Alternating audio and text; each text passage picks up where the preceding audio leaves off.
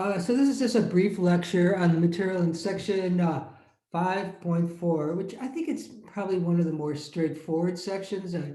But let's just quickly review some of it. I'm going to say pretty quickly. Let's just review some of this. And so you probably learned, especially in your trigonometry class or in your algebra classes too, what an even function is. It's f of x. It's a function that satisfies this property right here.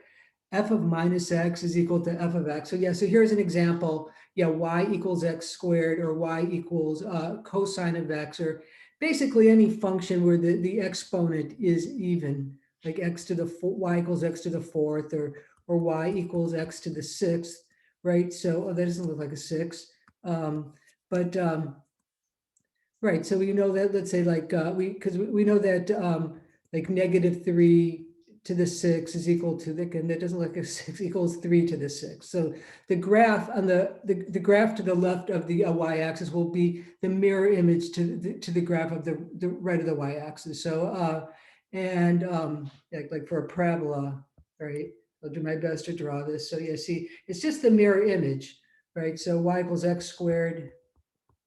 The graph on the right side is the mirror image of the graph on the left side, and vice versa.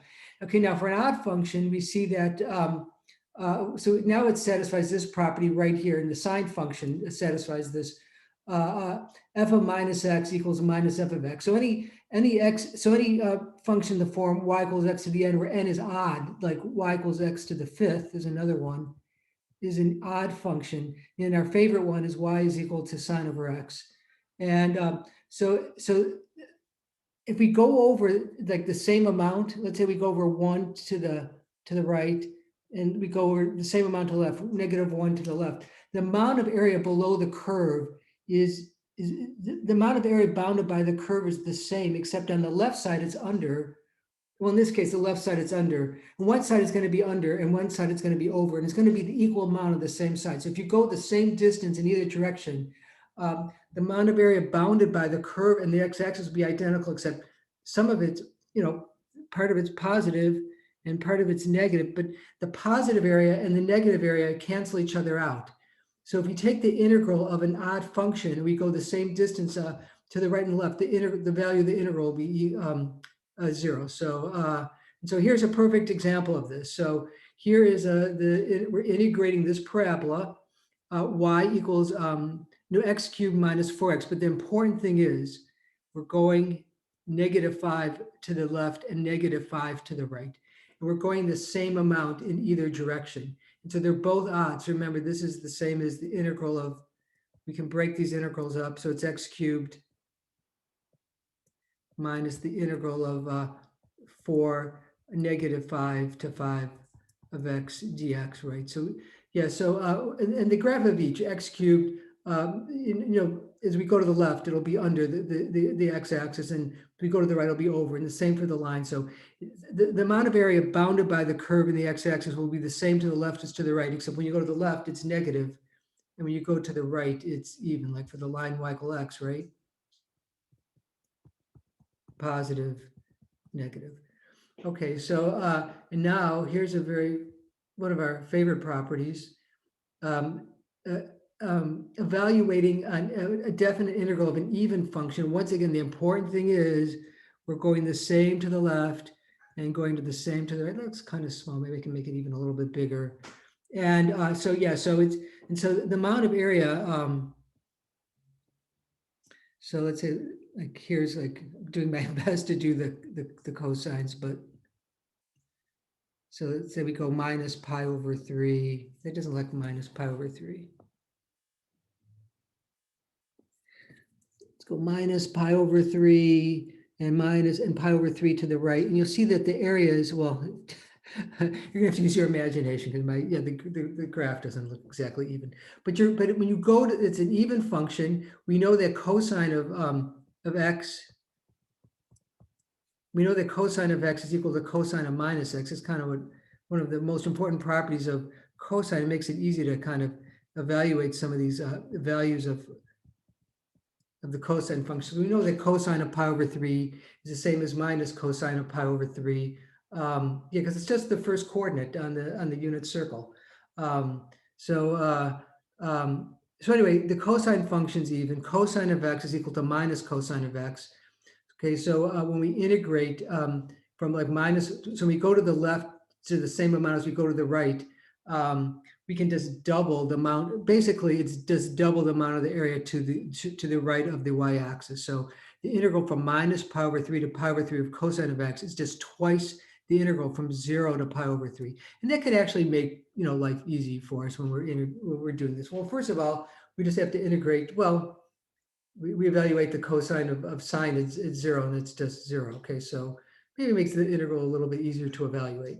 Okay, so that's a very useful property. Then we're going to talk, let's just talk about, I think, this definition of this average value. This is, see what we have in here. This is the average value. So I think it was like a sum, right? So we're integrating, what is the average value of f from A to B? So we just integrate from A to B of f, that's the area bounded by the curve, and then we divide by the length of the interval. So that's just like, if you want to find the sum of, let's say, 3 numbers, let's say 1 plus 8 plus, let's say, 11. If we want to find the average, what would we do? We'd find the sum, but then we divide by the number. So in this case, it's like a continuous sum, right? Instead of just adding up discrete points, right? We're adding, it's like a continuous sum.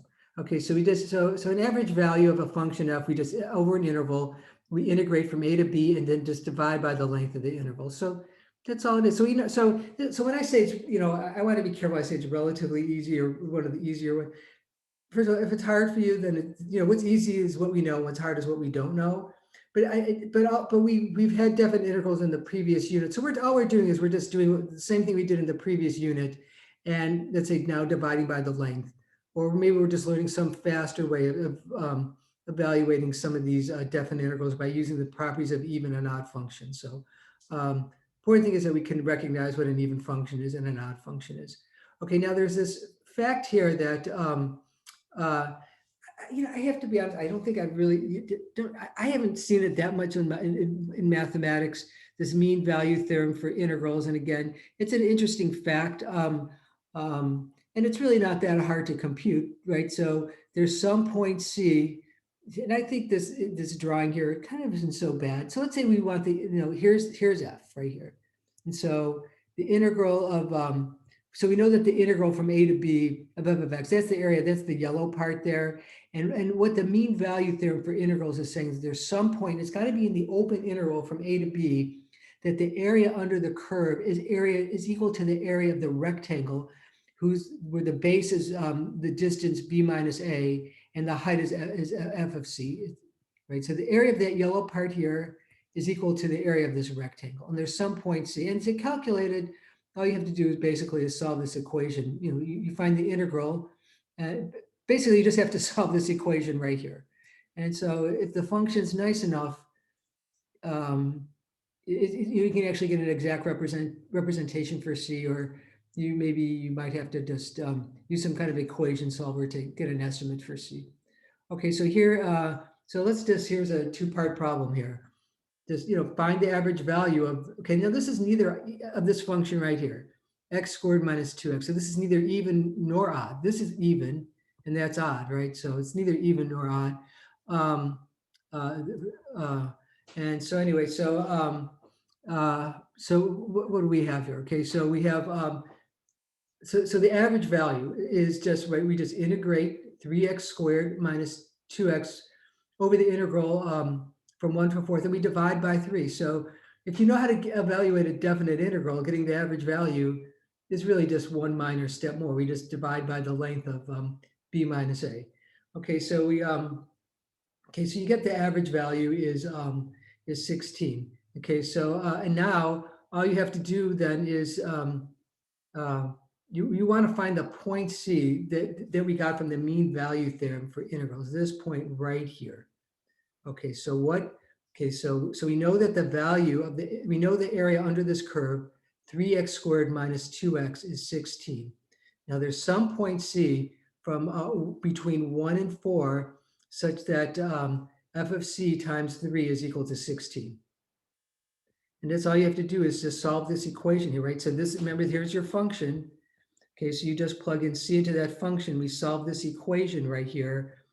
And you get this quadratic equation with two solutions. So just remember the solution. I know sometimes we get this wrong. Oh, wow, here we get these two solutions. Oh, but you have to remember what's the domain of the problem. It's the interval. It's got to be an open interval from 1 to 4. Okay, so yeah, so the only possible answer is 8/3. Okay, so and so here, this is just another average. I think this is just another average value problem. So I don't think this is. Yes, yeah, the elevation along a hiking path. So oh, it's kind of a fun function. It's got a cosine in it. Okay, so you want to find the average elevation, right? So you just find the integral from 0 to 10 and divide by 10. And in this case, and to be honest, it's kind of fun because oh no, we did learn, I think this cosine of minus 2x. This is actually getting a little ahead of ourselves now that I realize it. This is something more we learned in section 5.5, how to integrate cosine of 0.2x. Okay, but okay, so go back to this very fun problem. Okay, so okay, so these are just more average value problems. Okay, so I think that we can do. So let's just talk about the last thing, an accumulation function. So so the area under the curve. So if we have a rate, when we integrate a rate, we're getting an accumulation function.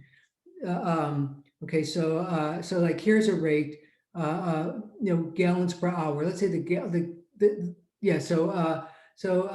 let's say we have water flowing out of a tank, and the water flowing out of the tank at some time t, it's flowing out of at 0.4 t squared plus 10 t gallons per hour. So the rate is actually changing per hour. So at 0 hours it's 0, and at 1 hour it's 9.6 gallons per hour. Okay, so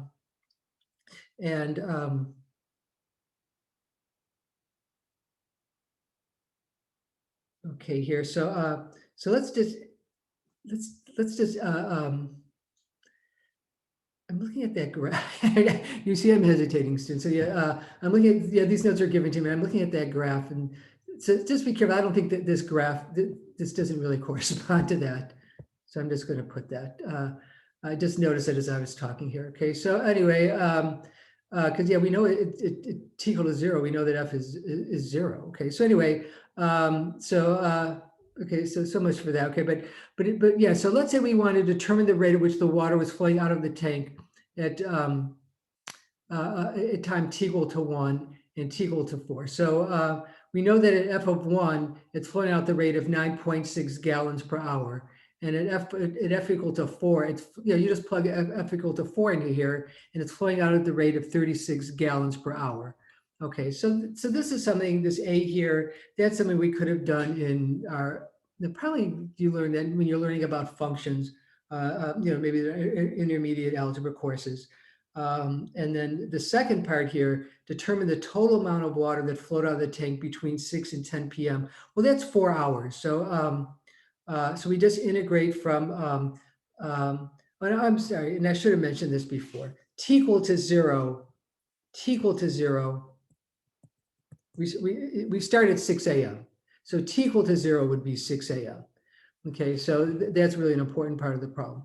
Okay, so determine the total amount of water that's flowed out of the tank from 6 a.m. to 10 a.m. So it's 4 hours. So just remember, so we're saying that we're going to start time at 0 at 6 o'clock. Okay, so we're just going to integrate from 0 to 4, and we integrate that function. Okay, so we know this definite integral. We know how to evaluate the definite integral. We would just use the fundamental theorem of calculus and evaluate this at minus 0.4 t cubed over 3 plus 10 t squared over 2. And we just evaluate that at from 4 to 0. And it turns out it's about 71.466 gallons. So this integral, let's say let's look at the second part. Okay, so now what does the integral from 4 to 6 represent? So remember, 6 o'clock is 0 hours. That's what we're saying. We're going to say time starts at 6 a.m. So what does the integral from 4 to 6 represent? Well, 4 would be 4 hours after 6, so we'd get 10 a.m. and 6 would be 6 hours after 6 a.m. and that would be 12 p.m. or noon. Okay, so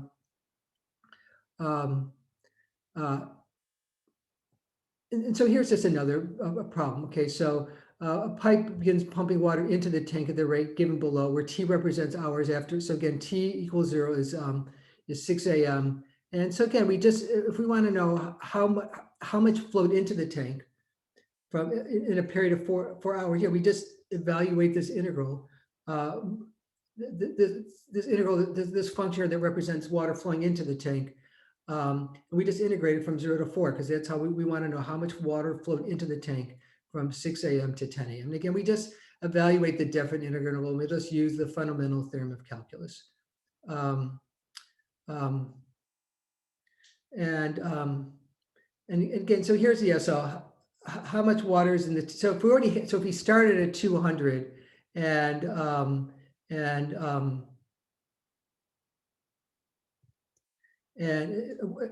there's 200 gallons of water in the tank at 6 a.m. How much water is in the tank at 10 a.m.? So, so in this case, we've got water flowing in and we got water flowing out. So you have to actually go back up here. So, so 71.466 gallons flowed out. And we also know that 189.33 gallons flowed in. We start at 200. This is the amount that flowed out. This is the amount that flowed in. And it's, I think it's, if you just read the problem carefully, it's probably not too bad. And so here's just some more accumulation functions. So I think, but I think this one is enough for right now. So, so I'll just stop the video.